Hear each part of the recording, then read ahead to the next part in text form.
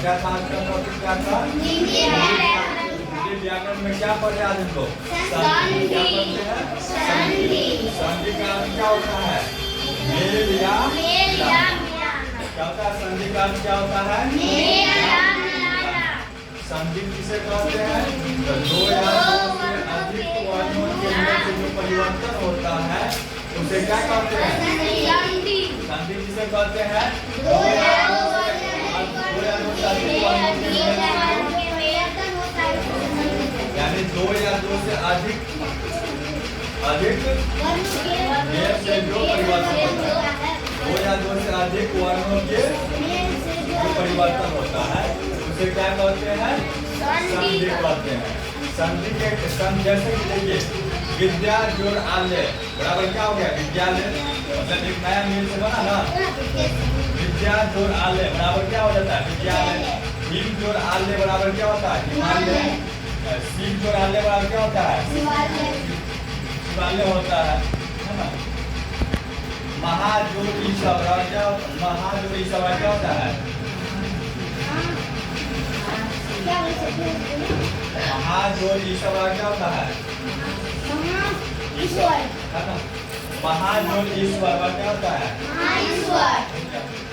और उसके बाद चलिए यहाँ तक देख लीजिए। उसके बाद देखिए संधि देख लीजिए। संधि किसे कहते हैं? एग्जाम्पल भी समझ लिया आप लोग। उसके बाद चलिए संधि के कितने भेद होते हैं? तो संधि के 3 भेद होते हैं। कितने भेद होते हैं संधि के? कौन कौन होता है? कौन कौन होता है? ठीक है।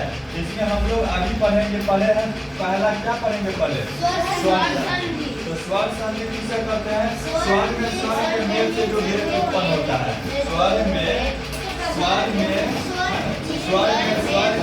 मेल से जो भेद उत्पन्न होता है उसे क्या कहते हैं?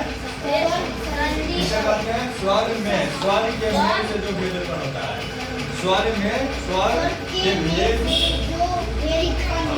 यानी स्वर के मेल से जो भेद उत्पन्न होता है उसे क्या कहते हैं? स्वर संधि कहते हैं। जैसे परम जोड़ ईश्वर बराबर परमेश्वर होता है और जोड़ आले बराबर होता है औषधालय कैसे होता है। उसके बाद देखिए स्वर संधि भी 5 प्रकार के होता है। स्वर संधि कितने प्रकार के होता है? 5 प्रकार के होता है। कौन कौन होता है?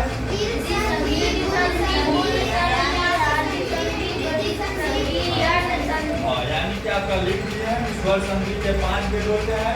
दीर्घ संधि, गुण संधि, यंग संधि, अयादी संधि, वृद्धि संधि। ठीक है। दीर्घ संधि, गुण संधि, अयादी संधि, वृद्धि संधि और यंग संधि यानी 5 होता है। ठीक है। यहीं तक